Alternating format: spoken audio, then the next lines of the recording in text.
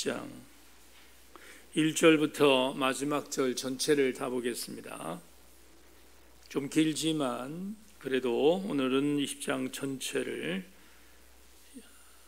성경의 맥을 맞추기 위해서 오늘 전체를 다 읽겠습니다. 말씀을 한 절씩 교독하겠습니다. 제가 먼저 1절을 읽습니다. 아브라함이 거기서 네게부 땅으로 옮겨가 가데스와 술 사이에 글 아래 거류하며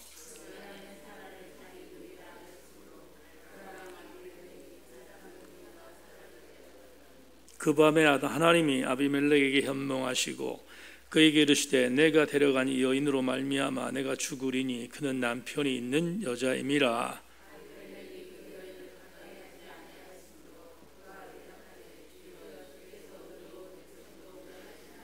그가 나에게 이는 내 누이라고 하지 아니하였나이까. 그 여인도 그는 내 오라비라 하였사오니 나는 온전한 마음과 깨끗한 손으로 이렇게 하였나이다.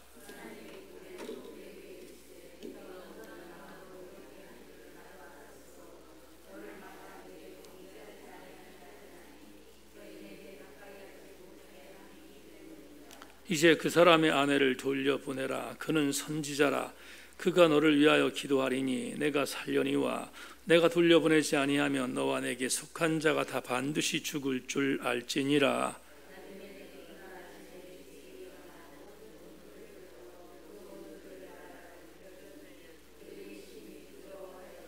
아비멜렉이 아브라함을 불러서 그에게 이르되 내가 어찌하여 우리에게 이렇게 하였느냐.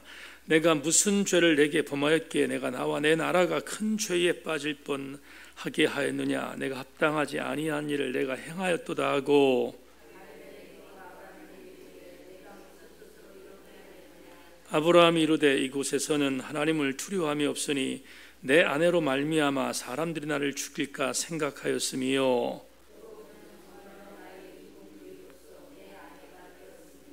하나님이 나를 내 아버지 집을 떠나 두루 다니게 하실 때에 내가 아내에게 말하기를 이 후로 우리의 가는 곳마다 그대는 나를 그대의 오라비라 하라. 이것이 그대가 내게 베풀 은혜라 하였었노라.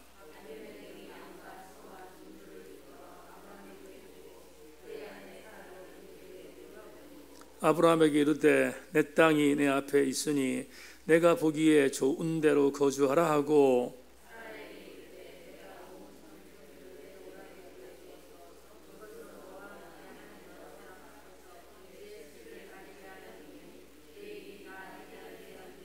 아브라함이 하나님께 기도하며 하나님이 아비멜렉과 그의 아내와 여종을 치료하사 출산하게 하셨으니 여호와께서 이왕에 아브라함의 아내 사라의 일로 아비멜렉의 집에 모든 태를 닫으셨음이더라.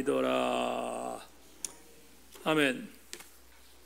주보 광고를 다시 한번 복귀한 뒤에 기도하고 말씀 나누겠습니다. 내일 오전 8시부터 우리 교회 정원과 3층에 있는 베란다에 인조잔디를 까는 공사가 있습니다. 잘 진행될 수 있도록 관심 가져주시길 부탁하고 9월 26일부터 10월 7일까지 추계 셀 신방 1층 교육관에 있습니다.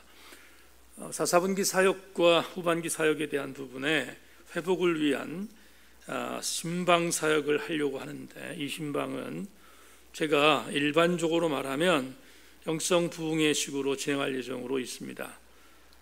기도해 주시고 셀 리더들과 셀 원들은 잘 준비해 주기를 바랍니다. 이은주 집사님 기도했던 것처럼 9월 28일부터 4주 동안 수요 성회를 통해서 팬데믹 이전 상황으로 돌아가도록 하기 위한 동기부여를 위한 또한 수요 집회를 다시 살리기 위한 그런 성회를 진행합니다. 강사 목사님들을 위해서 기도로 지원해야 되겠고 우리 최선을 다하여 함께 사역해야 되겠습니다.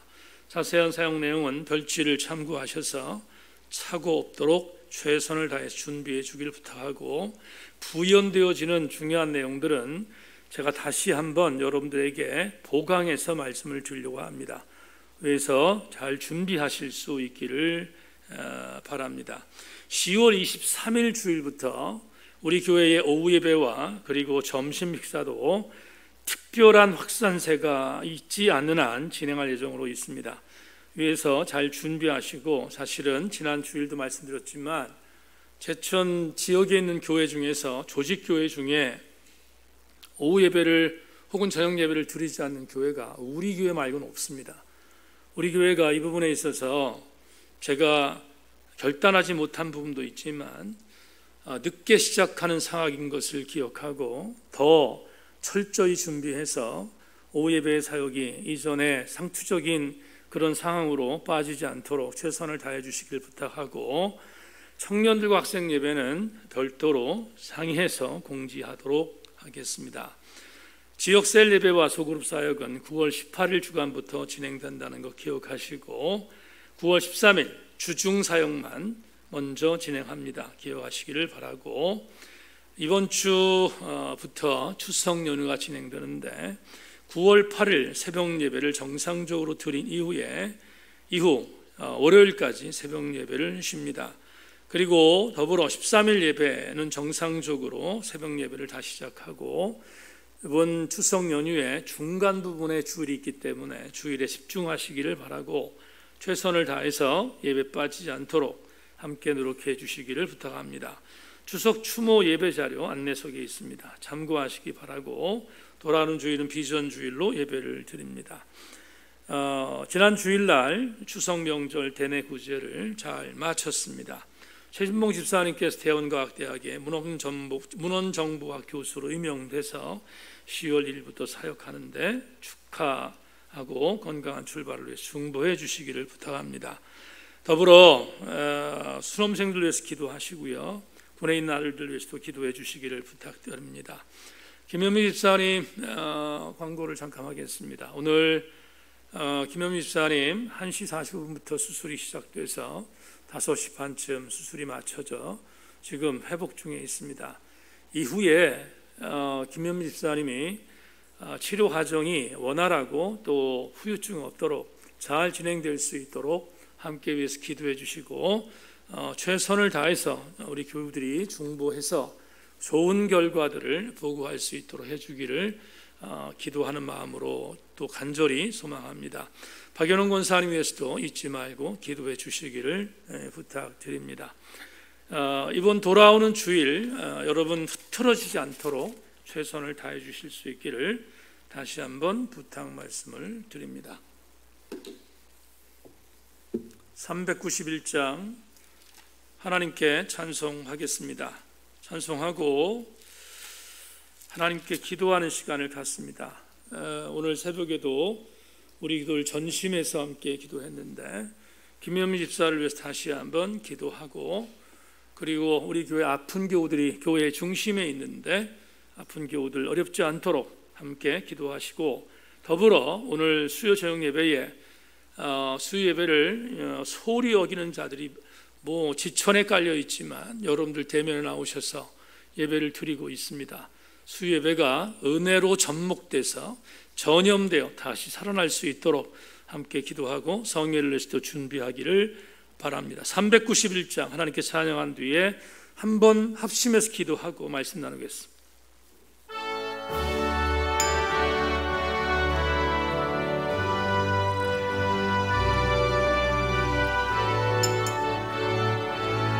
마음 모두 찬양하겠습니다.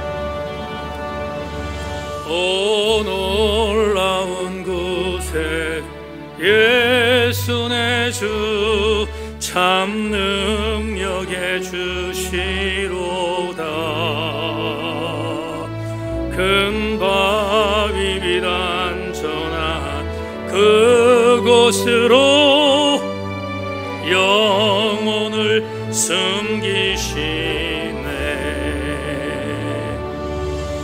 메마른 땅을 종일 걸어가도 나 피곤치 아니하며 저 위험한 곳 내가 이를 때면 큰 바위에 숨기시고 주 손 덮으시네. 오 놀라운 구세주 예수 내 주, 내 모든 짐 벗기시네. 죄악에서 날 끌어 올리시며 또 나에게 힘 주시네. 메마른 땅을 종일 걸어와도 나 피곤치 아니하며 저 위험한 곳 내가 이를 때면 큰 바위에 숨기시고 주 손으로 덮으시네. 아멘 아멘. 측량 못할 은혜로 채우시며 늘 성령에 감아주사 큰 기쁨 중 주님을 찬양토록 내 믿음을 도우시네. 메마른 땅을 종일 걸어가도 나 피곤치 아니하며 저 위험한 곳 내가 이를 때면 큰 바위에 숨기시고 주 손으로 덮으시네. 주 예수님 공중에 임하실 때 나 일어나 맞이하리. 그 구원의 은총을 노래하리. 저 천군과 천사 함께 메마른 땅을 종일 걸어가도 나 피곤치 아니하며 저 위험한 곳 내가 이를 때면 큰 바위에 숨기시고 주 손으로 덮으시네. 마음 모두 기도합니다. 하나님, 오늘 수요 저녁 예배에 함께 모여서 하나님 우리의 기도의 제목들을 올립니다. 아버지 하나님, 제일 먼저 몸된 교회의 아픈 교우들을 위하여 중보하고 나아가기를 원합니다. 아버지 하나님, 김현미 집사가 여러 가지 어려움 속에 있었지만 하나님 오늘 모든 수술 일정이 잘 진행되게 하시고 이제 회복 중에 있는 가운데 있습니다. 아버지 하나님, 의사가 일들을 진행했으며 간호사들이 도우며 수술이 진행되었겠지만 이제부터는 하나님께서 김현미 집사를 더 붙들어 주어야 합니다. 하나님께서 함께 해주셔서 모쪼록 사랑하는 귀한 딸에게 하나님 좋은 소식이 임할 수 있도록 인도하여 주시기를 기도하며 아버지 하나님, 사랑하는 귀한 딸에게 생기를 불어넣어 주셔서 하나님의 은혜 안에 다시 회복되어지는 놀라운 역사를 허락하여 주시기를 기도하며 하나님, 사랑하는 딸이 담대함으로 수술을 받았고 담대한 믿음으로 다시 한번 일어서기를 기도하는 마음이 동일한데 하나님이 만져주셔서 아브라함에게 롯의 구원을 위하여 기도했던 그 중보기도가 오늘 우리들의 중보기도가 되게 하여 주시고 하나님, 그 기도가 위력적이었던 것처럼 우리의 기도도 위력적일 수 있도록 하나님께서 은혜를 내려주시기를 원합니다. 아버지 하나님, 수술 이후에 치료의 과정도 지난하겠지만 그럼에도 불구하고 하나님이 순간순간마다 지켜주셔서 아버지 하나님이여 정말로 다시 한번 온전한 모습으로 회복될 수 있도록 인도해 주시기를 원하며, 그 옛날 수연에게 함께 하셨던 하나님의 은혜가 수연이 엄마에게도 함께 하여 주셔서 하나님 다시 한번 기쁨으로 간증하며 보고할 수 있도록 우리 하나님 은혜를 베풀어 주시기를 간절히 기도하고 원합니다. 하나님 아버지, 담대한 모습으로 이기게 하시고 승리하는 딸 되게 하여 주시옵소서. 하나님 서울병원으로 하나님여 이제 이전하여 재활병동에서 하나님 치료 중에 있는 박연웅 권사님도 함께 하시고, 아버지 하나님 아직까지 이런저런 여러 이후에 아버지 아픔이 있지만 그럼에도 불구하고 연로한 아버지 박 권사님을 만져주셔서 어렵지 않게 하시고, 하나님 다시 한번 말문이 트이게 하시며 회복되는 은혜가 임할 수 있도록 인도하여 주셔서 승리하는 변화를 될 수 있도록 하나님 끝까지 책임지시며 인도하여 주시기를 원합니다. 영과 육의 낙함을 통하여서 아픈 성도들마다 하나님 만져주셔서 교회의 중심에는 아픈 자가 있음을 인정합니다. 그리고 또한 그렇게 되어야 합니다. 아픈 자들을 만져주셔서 선하신 주의 은혜의 치료의 광선을 발하여 주시고, 하나님 아버지여 주는 치료하는 여호와라 말씀하셨사오니 그 치료의 광선이 발하여 저들이 일어설 수 있도록 하나님 은총 베풀어 주시기를 기도하고 원합니다. 수요 예배가 하나님이여 다시 한번 회복되어지는 것은 물론이거니와 하나님 이제 4분기의 사역 현장 안에서 하나님의 교회가 다시 일상으로 돌아오도록 만들기 위하여 준비하며 기도하며 하나님 실천하고 있사오니 하나님께서 만져주셔서 하나님 1.1에 하나님의 어려움이 없도록 도와주시기를 소망하며 오차 없이 하나님의 은혜가 잘 진행되어져 우리 교회 될 수 있도록 인도하여 주시기를 원합니다. 성회를 준비했는데 하나님 아버지, 하나님 몸된 교회를 섬기게 하는 모든 강사 목사님들에게 기름 부어주셔서 적재적소의 아름다운 말씀이 선포되게 하시고, 그 선포된 말씀은 우리 교회를 다시 한번 일으켜 세우는 강력한 말씀이 될 수 있도록 하나님 인도하여 주시기를 간절히 기도합니다.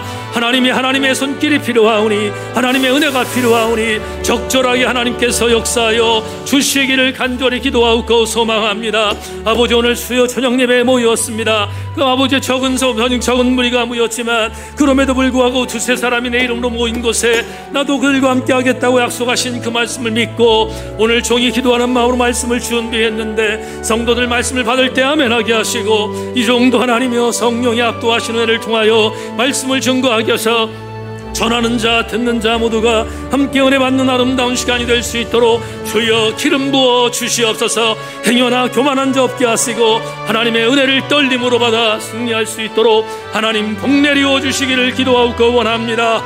세인교회의 현장을 주님 의탁합니다. 하나님 세인교회 수예배를 주님께 의탁합니다. 주님 기억하셔서 승리하는 아름다운 이 저녁 되게 하여 주시옵소서. 성령의 강력한 애가 임하는 귀한 시간 될 줄로 믿사옵고 감사드리며 우리 주 예수 그리스도 이름으로 기도 올리옵나이다. 아멘. 하나님 말씀 나누겠습니다. 경외함으로 떨림으로 말씀 받아 영적으로 전율하게 하시고 말씀 갖고 나갈 때 승리하고 나아가는 우리 모두가 되게 하여 주시옵소서. 오늘도 수요예배에 기름 부어 주실 줄로 믿고 감사드리며 예수 그리스도 이름으로 기도하옵나이다. 아멘. 한 번 더 인사합시다. 말씀에 기대를 거십시다. 인사하겠습니다. 말씀에 기대를 거십시다.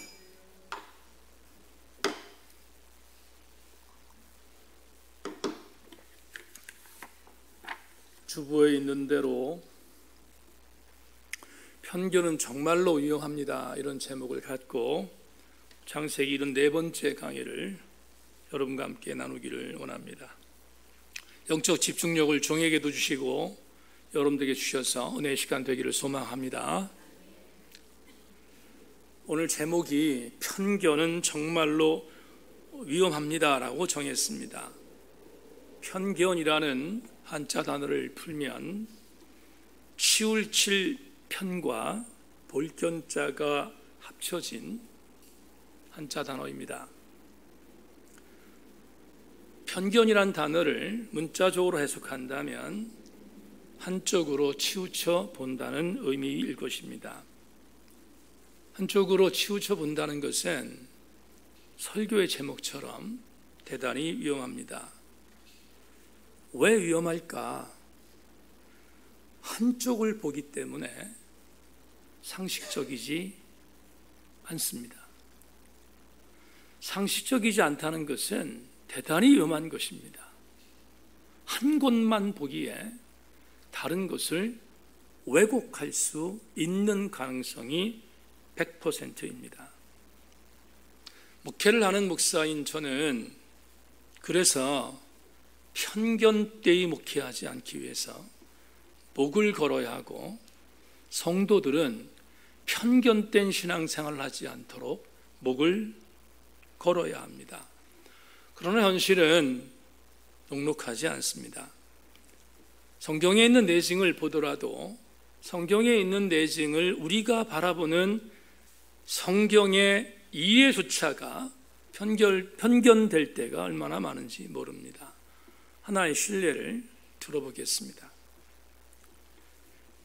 우리는 사무엘상이라는 책에서 이스라엘 역사의 중요한 인물, 고대 이스라엘 왕국의 중요한 인물 두 사람을 만나게 됩니다. 한 사람은 초대 왕이었던 사울이고, 또 한 사람은 그의 뒤를 이어서 왕위에 오른 다윗입니다.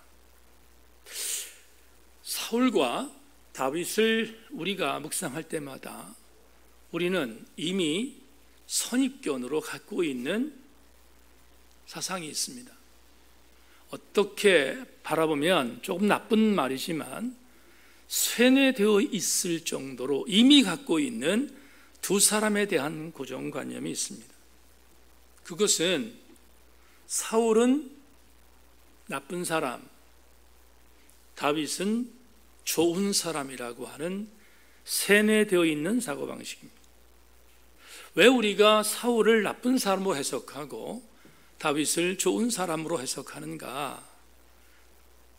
그 이유에 대한 가장 큰 책임은 목회자들한테 있습니다. 목회자들이 그렇게 가르쳤으니까 인정합니다. 하지만 오늘은 조금 다른 스펙트럼으로 사울과 다윗을 접근해 보십시다. 왜 사울이 나쁜 사람으로 해석됩니까? 사울은 교만해져서 자신의 왕권을 지키기 위하여 어린 다윗을 죽이려고 했던 사람,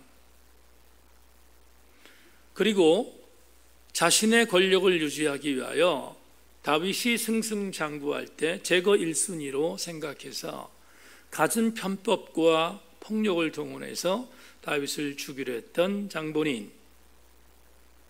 그래서 우리는 사울이 아주 나쁜 사람으로 인식되어 있습니다. 반면 다윗은 나쁜 일을 한 적이 없는데 그냥 국가의 위기에 국가를 위해서 골리앗을 쓰러뜨린 것이 그의 무대의 첫 번째 일이었는데 그게 시기의 빌미가 돼서 사울 왕에게 쫓기는 신세가 되었고, 그리고 수없이 많은 죽을 고비를 넘겼던 사람. 그럼에도 불구하고 자기의 정적이었던 사울을 복수할 수 있는 기회가 여러 차례 있었음에도 불구하고 하나님께서 사울을 기름 부어 세웠다는 로드십을 인정하고 그를 끝까지 살려주었던 성군이자 그리고 인격적으로 참 괜찮은 인물로 우리는 이미 각인하고 있습니다. 그래서 사울은 나쁜 사람, 다윗은 좋은 사람으로 우리는 이미 선입견을 갖고 있습니다. 그런데 성경을 조금만 더 깊이 보면 사울을 차치하고 다윗을 보면 다윗도 권력을 잡은 뒤에 만만치 않은 죄악을 범한 사람으로 등장하거든요. 일일이 열거할 수 없을 정도로 다윗도 만만치 않은 죄를 지은 사람으로 성경이 우리에게 보고하고 있습니다. 그런데 그럼에도 불구하고 다윗은 끝까지 왠지 모르게 품어줘야 할 사람으로, 왠지 모르게 내가 편이 돼줘야 할 사람으로 인정하는 이유는 한 가지 이유 때문입니다. 그 이유는 이미 세뇌되어 있는 사고방식을 갖고 편견으로 바라보기 때문에. 여러분 중에 그렇지 않다고 말씀하실 분도 있겠지만 목사인 저부터 그렇습니다. 다윗을 편견된 생각을 갖고 바라보는 경우들이 허다하게 많은 것을 인정합니다. 그런 면에서 한 가지 신뢰를 들었지만 편견된 신앙은 정말로 위험합니다. 왜 오늘 편견이라는 단어를 설교 제목으로 썼는가? 오늘 본문이 이것을 제시합니다. 제가 오늘 새벽에 아주 공교롭게 창세기 20장 오늘 읽은 본문이 오늘 새벽의 큐티의 내용이라서 제가 오늘 저녁에 예배를 드리면서 이 말씀을 드리려고 오늘 새벽에는 이 말씀을 드리지 않았는데 이제 대면에서 나오셨으니까 오늘 본문은 여러분 대단히 중요한 본문이거든요. 조금만 더 집중해서 오늘 본문을 여러분 해석하고 은혜 받고 돌아가시기를 소망합니다. 이제부터 본문을 잠시 나누어 보겠습니다. 아브라함은 마므레 상수리 숲을 나무 근처에 장막을 짓고 그곳에서 살았습니다.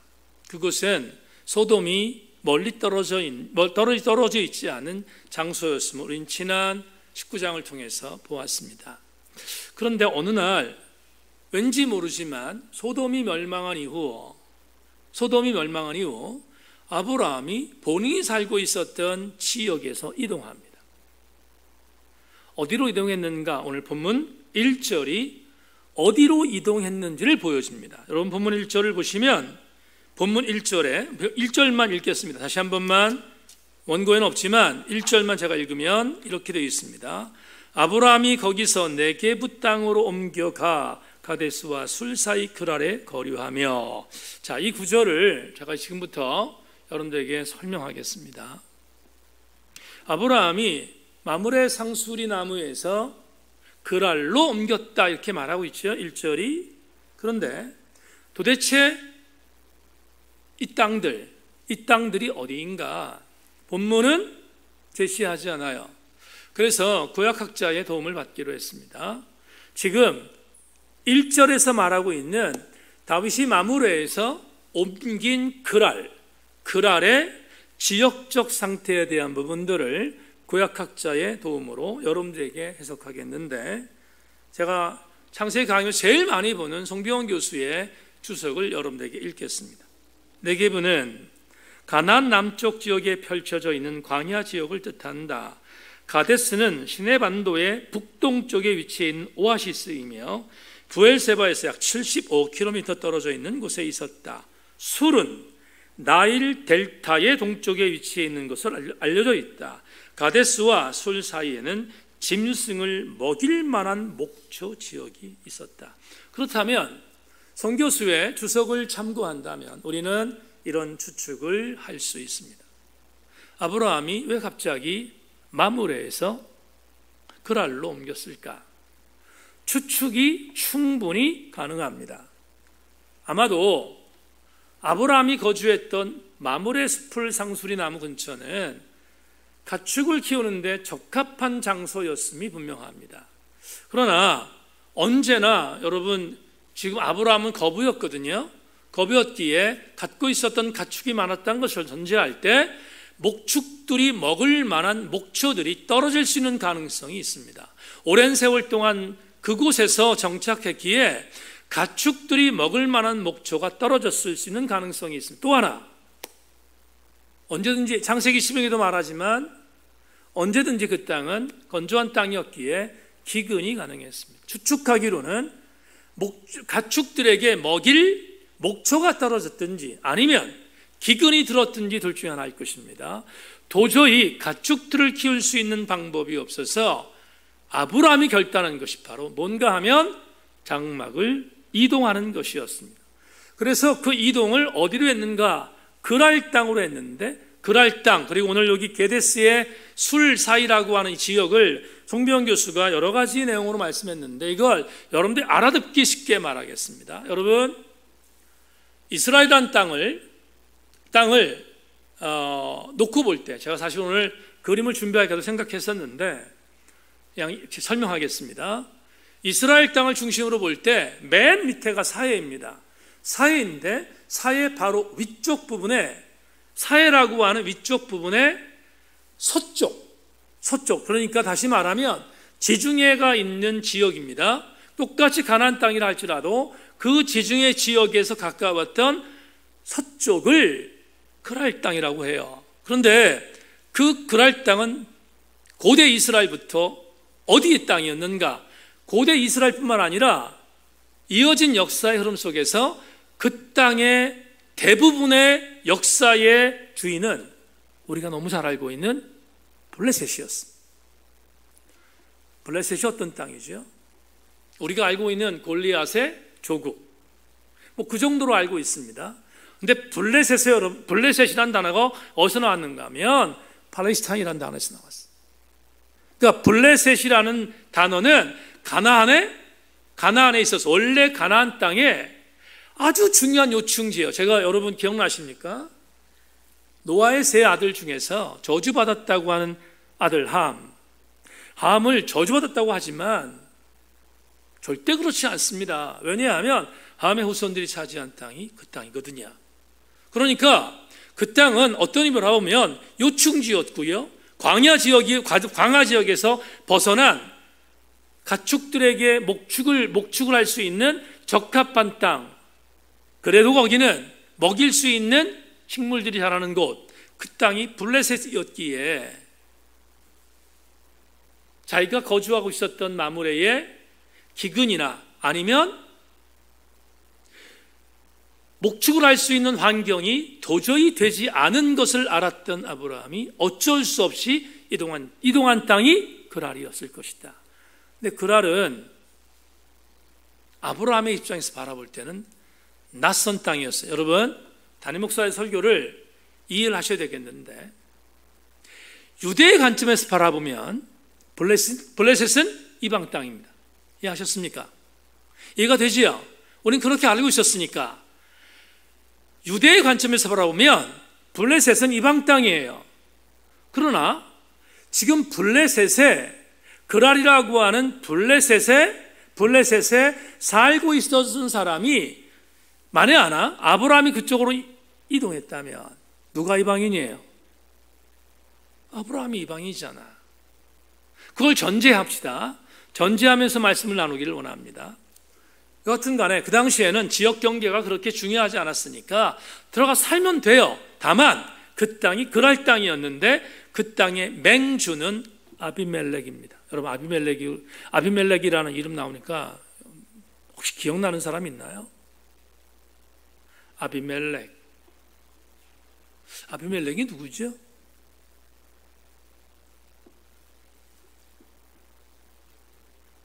이럴 때 두 가지 감정이 들어요. 하나는 기뻐. 제가 먹고 살 수 있는 게 있으니까. 또 하나의 감정이 뭔지 아세요? 속상해요. 성경을 전혀 안 읽는 것 같아서. 아비멜렉이 누굽니까?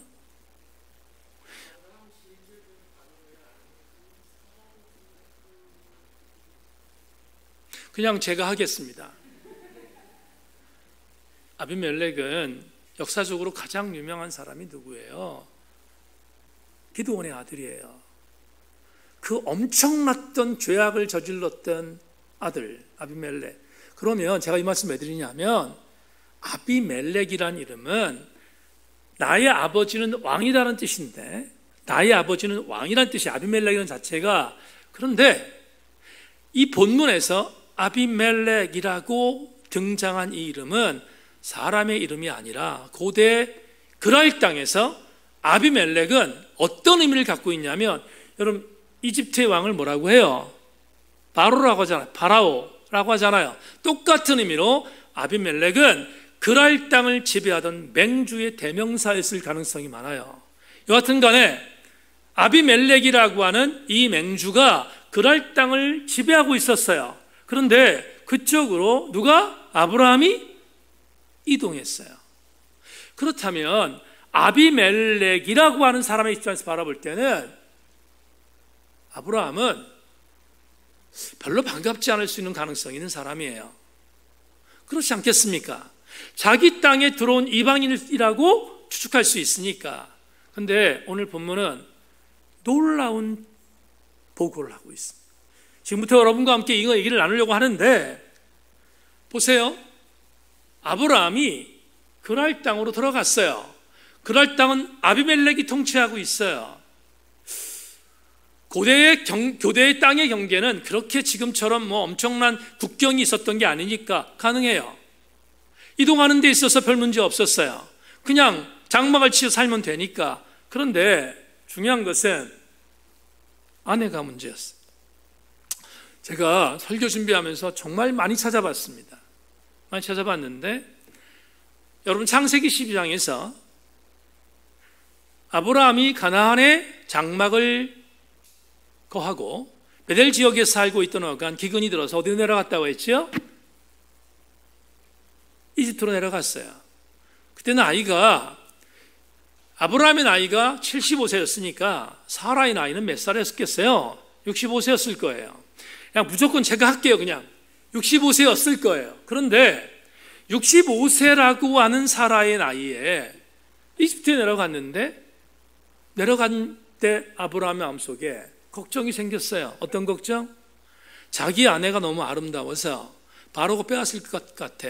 그래서 뭐라고 속였다고 했습니까? 누이라고 속였다고 했습니다. 제가 거기는 창세기 12장에 있는 그것은 100번 1000번 양보해서 제가 이해해요. 왜? 요새 65세도 아름답잖아요. 우리 교회 65세 성도들 아름답잖아요. 아닌가? 65세의 성도들이 아름다울 수 있거든요. 가꾸고 또 가꿀 수 있잖아요. 그러니까 100번 양보해서 그럴 수 있다고요.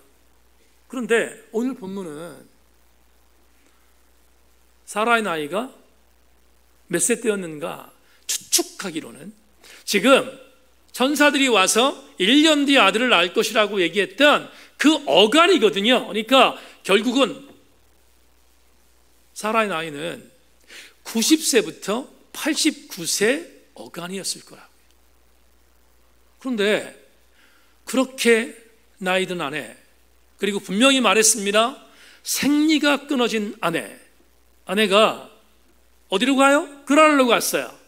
근데 그랄로 갔는데 아브라함이 걱정이 돼요. 왜냐하면 자기 아내가 아름다워서 아비멜렉이 빼앗을 것 같은 생각이 들었어요. 또 한 가지, 빼앗는 게 문제가 아니라 자기가 남편이면 자기를 죽일 것이란 염려가 들었어요. 제가 주석책 많이 찾아봤습니다. 정말 많이 찾아봤어요. 설교 준비하면서 이게 말이 되나? 90세의 아내를 빼앗길 것 같아서 그래서 누이라고 숨기는 게 말이 되는가? 주석을 찾아봤는데 속 시원하게 대답할 게 없었어요. 대답해 주는 책이 없었어요. 송병훈 교수 책을 보니까 송병훈 교수 책에서 이렇게 썼더라고요. 어떤 신학자가 말했다. 사라는 그 당시에 회춘했다. 아멘을 못하겠더라고요. 제가 아멘을 못하겠어요. 그러나 성경은 그걸 말하고 있으니까 액면기대로 여러분이 전하는 것입니다. 여하튼 들어갔는데 아내를 빼앗길 것 같아서 창세기 12장에 저질렀던 범죄를 아브라함이 또 저질러요. 아내에게 뭐라고 말합니까? 누이라고 하죠. 그래서 그런 모습을 갖고 그랄 땅에 들어갔는데 빠르게 나가겠습니다. 역시 마찬가지. 아비멜렉이 사라를 보니까 아름다웠다는 거예요. 그리고 자기 90세 된 아내를 취한다는 게 말이 되는지 모르겠지만 여하튼 간에 회춘했다고 하니까 아름다운 아내로 보였던, 아름다운 여자로 보였던 사라를 데려옵니다. 왜? 아브라함이 누이라고 또 속였기 때문입니다. 데려왔습니다. 자, 오늘 본문은 3절부터 7절까지 말씀이 중요한데 3절부터 7절까지 말씀 제가 요약하겠습니다. 아비멜렉이 사라를 데리고 왔습니다. 데려와서 자기 아내로 삼으려고 데려왔는데 그날 하나님께서 현몽하여 아비멜렉을 찾아갑니다. 그리고 이렇게 말합니다. 아비멜렉아, 네가 데려간 여인은 남편이 있는 여인이다. 그러니까 그 여인에게 손을 대면 너는 반드시 죽을 거야. 혹여나 너의 민족도 죽을 테니까 손대지 마 라고 명령하십니다. 그러자 깜짝 놀랐어요. 아비멜렉이 자기는 남편이 없는 줄 알고 데려왔는데 그렇게 말하니까. 그런데 아비멜렉이 순종합니다. 순종했어요. 그리고 다시 사라를 아브라함에게 돌려줍니다. 돌려준 뒤에 그냥 돌려줄 수가 없잖아요. 돌려줄 수가 없어서 아브라함과 대화합니다. 찾아가서 돌려주면서 한마디를 합니다. 여러분, 그 한마디가 뭐냐면 오늘 여러분과 함께 나눌 말씀인데 3절 7절까지 말씀을 제가 나중에 정리할게요.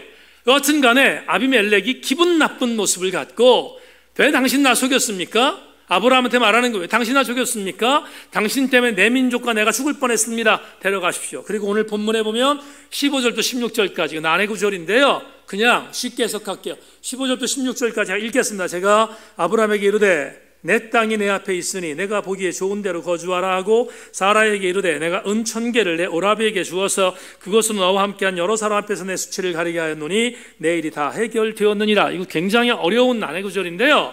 그냥 이게 오늘 주제는 아니기 때문에 제가 설명할게요. 아브라함이 말합니다. 네가 섬기고 있는 하나님이 나에게 나타나셔서 이렇게 했으니까 내가 너에게 혜택을 주겠다. 너 이방인이지만 그랄 땅에서 살 수 있는 권리를 주겠다.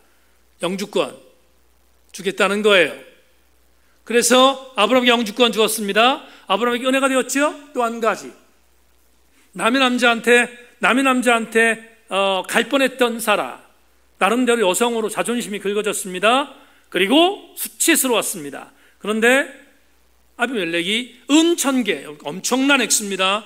은 1000개를 주면서 이것으로 인하여 내 수치가 가려졌어. 너는 문제가 해결됐어. 그리고 사라의 자존심을 회복시키는 장면, 그게 15절 16절입니다. 여러분 15절 16절 그렇게 해석하기를 바랍니다. 그런데 이제부터 여러분과 정말 나누고 싶은 구절이 있습니다. 오늘 레마로 가기 위해서 여러분에게 구절 몇 가지를 얘기합니다. 4절 봅시다. 오늘 설교의 주제절과 같은 4절 같이 한번 읽어보겠습니다. 같이 읽습니다. 시작. 아비멜렉이 그 여인을 가까이 하지 아니하였으므로 그가 대답하되 주여 주께서 의로운 백성도 멸하시라니까 라고 기록되어 있습니다. 저를 보세요.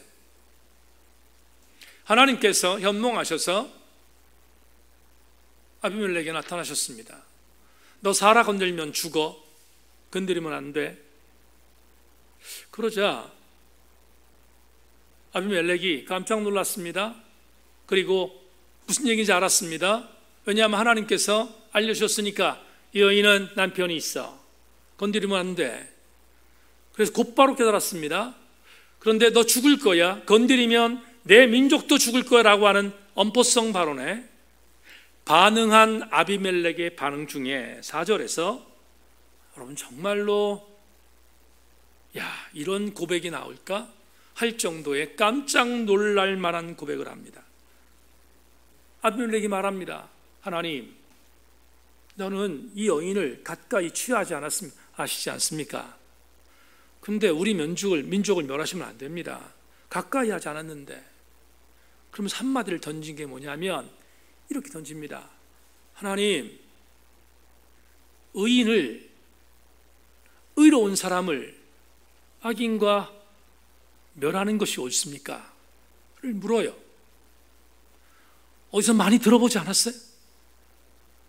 지금 이 말 누가 하는 거예요? 아비멜렉이 하나님께. 어디서 많이 들어보지 않았어요? 이 말씀? 이거 누구의 말이에요? 아브라함의 기도였잖아. 아브라함의 기도를 지금 아비멜렉이 하고 있어요. 자, 여러분 우리 신앙적 관점에서 보겠습니다. 아브라함을 유대인의 시조라고 하잖아요. 아브라함 유대인이야. 아비멜렉은 반대로 뭐예요? 그랄 땅에 사니까 블레 사람이었으니까 누구예요? 이방인이야. 그런데 이방인이었던 아비멜렉이 유대인이었던 아브라함이 롯을 구원하기 위하여 소돔을 위해서 기도했던 기도의 제목을 그대로 드리고 있잖아요. 지금 놀라시지 않는군요. 드리고 있잖아요, 지금. 누가? 이방인이. 하나님 앞에 무조건 뭔가를 말한 게 아니라 정당성을 갖고 드리고 있어요. 여러분, 여기 의로운 백성이라고 돼 있죠. 의로운 백성, 의롭다라고 하는 이 단어가 히브리어 자디크라는 단어의 번역이에요. 그런데 이 단어는 아주 익숙한 단어입니다. 여러분, 아모스 5장 24절에서 이렇게 말해. 아모스 5장 14절 제가 읽겠습니다. 따라오십시오. 오직 정의를 물같이 공의를 마르지 않는 강같이 흐르게 할지어다. 구약 성경에는 하나님의 속성을 두 가지로 제시합니다. 하나는 제다카, 또 하나는 미슈파트예요. 다시 한 번만. 구약 성경에 하나님의 속성은 두 가지였는데, 하나님은 정의로운 분이야, 의로운 분이야, 제다카입니다. 또 하나, 하나님은 공평하세요, 미슈파트입니다. 그런데 제다카라는 의롭다라는 단어, 이 단어는 하나님의 속성이야. 속성인데 오늘 본문에 기록된 4절에 자디크라는 단어가 제다카와 어원이 같아요. 무슨 말인가 하면, 좀 어려운 말씀 드려서 미안합니다. 무슨 말인가 하면, 지금 그랄이란 땅에 살고 있던 아비멜렉과 그의 민족들 중에서 이방 땅에 살고 있었지만 의로운 자가 있었다는 거예요.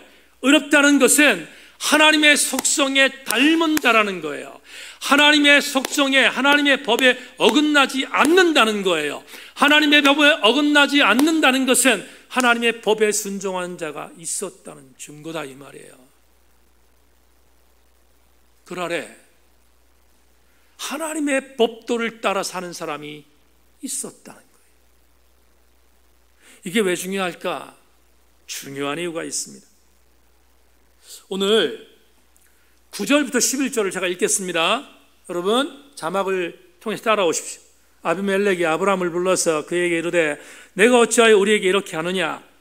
내가 무슨 죄를 내게 범하였기에 내가 나와 내 나라가 큰 죄에 빠질 뻔하게 하였느냐? 내가 합당하지 아니한 일을 내게 행하였도다 하고, 아비멜렉이 또 아브라함에게 이르되 내가 무슨 뜻으로 이렇게 하였느냐? 아브라함이 이르되 이곳에서는 하나님을 두려워함이 없으니 내 아내로 말미암아 사람들이 나를 죽일까 생각하였으며. 여러분, 이 구절을 이렇게 묵상하다가 편견이 얼마나 무서운지를 다시 한번 각인했습니다.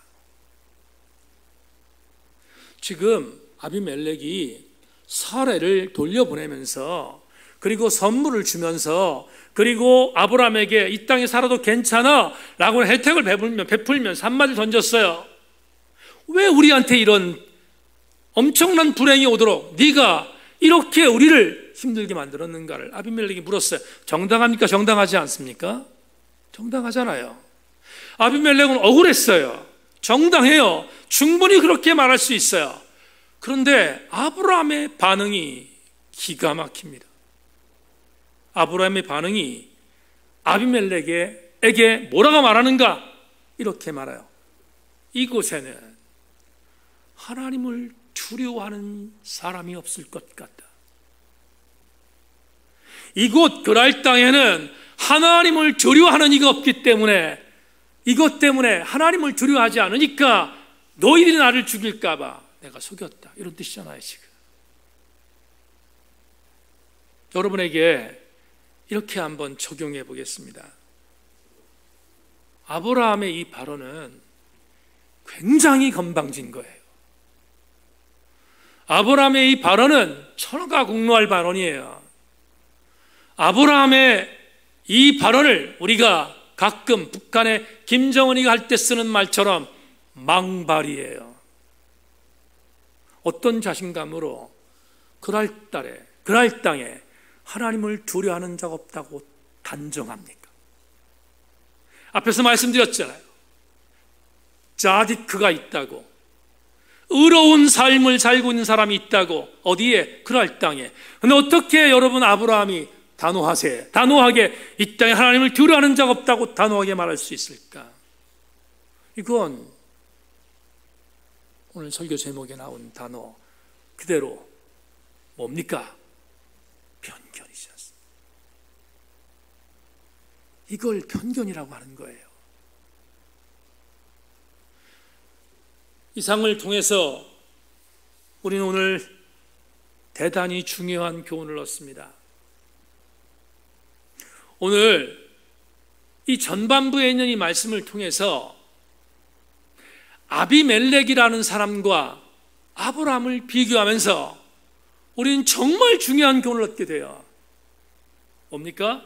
그게 오늘 설교의 레마입니다. 자막 보자. 수협에 나오신 교우 여러분, 성도의 편견은 위험함을 넘어 해롭습니다. 평택대학교라고 하는 학교에서 신학을 가리키는 한동구 박사님이 아비멜렉을 격려합니다. 오늘 본문에 있는 이 내용을 통해서 아비멜렉과 하나님과의 대화가 있었잖아요. 하나님, 의인을 악인과 함께 멸하시겠습니까? 라고 하는 대화, 이 대화를 통해서 하나님께서 아비멜렉 어떻게 평가하셨을까? 한동구 교수의 논문을 보면 이런 글이 나와요. 하나님께서 이방인도 그의 구원의 영역에 속해 포함시키고 자신의 대화 파트너로 인정하신 것이다. 아무렇지 않은 게 아니고요, 놀라운 해석이에요. 그랄 땅에 살고 있었던 이방인 아비멜렉을 하나님은 자신의 파트너로 삼으셨대요. 파트너로 인정하신 거잖아요. 그 땅에 의롭게 사는 백성이 있다는 것을 인정하신 것이잖아요. 반면 아브라함은 본인이 갖고 있었던 편견 때문에 이 땅에 하나님을 두려워하는 자가 없어서 이 땅에 나를 죽일 것 같아서 내가 이렇게 거짓을 말할 수밖에 없었다고 말하는 이 말도 안 되는 자기 합리화에 대하여 우리는 오늘 주목해야 합니다. 요한복음 1장 45절을 읽겠습니다. 여러분 자막 보십시오. 빌립이 나다나엘을 찾아 이르되 모세가 율법에 기록하였고 여러 선지자가 기록한 그 일을 우리가 만났으니 요셉의 아들 나사렛 예수니라. 빌립이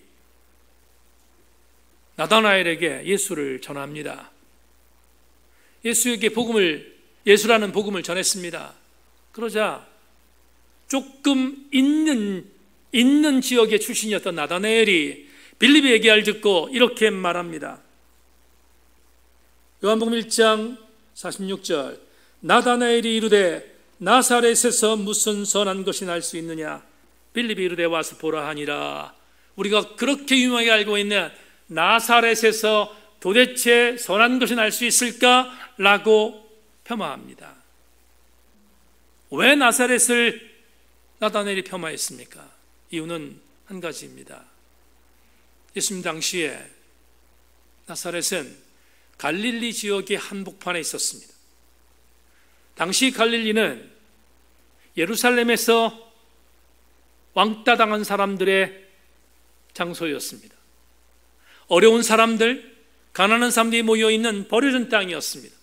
그러니 그 갈릴리 지역에 중요했던 한 시골 마을이었던 나사렛에서 선한 것이 태어날 수 있겠냐고 말한 나다나엘의 말은 어떤 면에서 설득력이 있습니다. 그런데 우리가 주목할 게 무엇입니까? 그 나사렛에서 예수께서 자라나셨잖아요. 우리는 외형을 보고 외모를 보고 그 사람을 판단하는 경우가 많습니다. 그 사람의 지역의 어떤 내용을 보고 판단하는 경우가 많습니다. 여러분, 성도는 더 좁힙시다. 세인교회 성도들이요, 외모를 보고 외형을 보고 이 사람은 이럴 것이야 라고 판단하지 마십시오. 왜냐하면 그건 편견이기 때문입니다.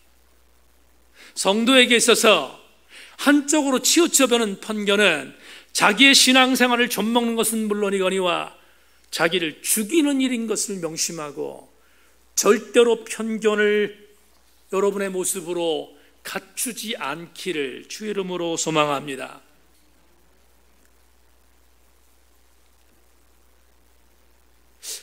오늘 여러분 본문에 기록된 내용들을 생각하면서 이렇게 한번 정리해 보겠습니다. 마지막으로 아브라함은 아비멜렉과 그랄 땅을 판단할 때 철저한 편견에 빠져 있었습니다. 반대로 편견의 대상으로 여겨졌던 아비멜렉은 아브라함을 편견 없이 바라봤습니다. 세상에 이런 반전이 어디 있습니까? 지난 휴가 때 여수를 다녀왔습니다.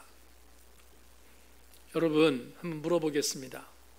대한민국에서 음식을 맛있게 하는 지방 하면 어디를 떠올립니까? 모릅니까? 우리 대한민국에서 음식 맛있는 지역 그러면 어디를 말해요? 전라도를 말하잖아요. 그건 여러분 정말 우리가 다 함께 인정하는 거잖아요. 반대로 맛없는 지방 그럼 어디를 뽑습니까? 어떻게 잘하세요? 경상도를 뽑습니다. 근데 이번에 제가 갖고 있는 편견을 완전히 버리기로 했습니다. 여수의 한 식당에 들어갔습니다. 친구 목사가 먼저 한번 여수에 갔다고 거기를 소개해줘서 거기를 찾아갔습니다. 음식을 먹다가 제일 첫 번째 들었던 소회가 이것입니다. 여기 전라도 맞나? 전혀 전라도 같지 않은 맛없는 음식을 먹다가 정말 그런 생각이 들었습니다. 여러분, 제가 가끔 풍기를 갑니다. 풍기, 경상북도 영주시 풍기읍입니다. 그곳을 가면 식사를 할 때가 있는데 식사하러 식당을 들어갑니다.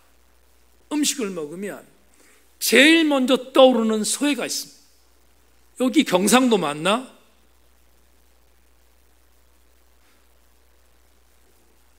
왜 우리는 전라도와 경상도에 대한 음식을 그렇게 판단했습니까? 편견 때문입니다. 세속적 관점에서 편견도 위험한데 하물며 하나님의 사람이 신앙적인 편견을 갖고 살아가서야 되겠습니까? 오늘 저녁에 저는 여러분들에게 이렇게 권면합니다. 마태복음 23장 23절 자막을 통해서 마지막으로 확인하십시오. 화 있을진저 외식하는 서기관들과 바리새인들이여, 너희가 박하와 회향과 근처의 11조는 들이되 율법에 더 중한 바 정의와 긍휼과 믿음은 버렸도다. 그러나 이것도 행하고 저것도 버리지 말아야 할지니라. 사랑하는 교우 여러분, 편견을 가진 종교인은 한쪽이 치우칩니다. 바리새인과 서기관들이 박하와 회향과 근처의 11조를 드리면 종교적인 생활을 잘한다고 떠버렸습니다. 반대로 정의와 긍휼과 믿음에 대해서는 전혀 중요시 여기지 않았습니다. 편견 때문이었습니다. 그런데 주님은 그들을 향하여 질타하시면서 이렇게 말씀하셨습니다. 이것도 포기하지 말고 저것도 포기하지 말라. 세인교회 성도들 모두가 단 한 사람의 예외 없이 이것도 행하고 저것도 행하기를 소망하고 모두 함께 편견이 아닌 정상적인 상식에 따라 신앙생활을 감당할 수 있는 우리 교우들이 되기를 주의 이름으로 축원합니다. 기도하겠습니다. 하나님, 오늘 저녁 시간에 하나님 말씀을 나누었습니다. 나도 모르게 신앙의 연륜이 깊어지면 깊어질수록 내가 버리지 못하는 생각의 아집으로 인하여 편견을 갖고 판단할 때가 얼마나 많았는지 인정합니다. 하나님 아버지, 소망하옵기는 우리 세인교회 성도들 절대로 이것만 행하지 말고 이것과 저것도 행하게 하여 주옵소서. 그래서 우리 성도들은 정말 정상적으로, 상식적으로, 본질적으로 하나님 앞에 인정받는 하나님 사람들 되게 하여 주시옵소서. 하나님 오늘 저녁에 주신 말씀 가슴에 담고 남은 3일도 승리하며 살아갈 수 있도록 복 내리워 주시옵소서. 감사드리며 오늘 하나님 앞에 한명국 권사님, 최 목사의 한국 방문에 감사의 예물 올렸습니다. 최 목사가 호주의 사역을 잘 감당할 수 있도록 지속적으로 은혜를 주시기를 소망하며 하나님 오늘 우리가 기도한 내용 그대로 아픈 자들 모두 함께 다시 한번 회복될 수 있도록 복 내리워 주시옵소서. 예수 그리스도의 이름으로 기도 올리옵나이다. 아멘.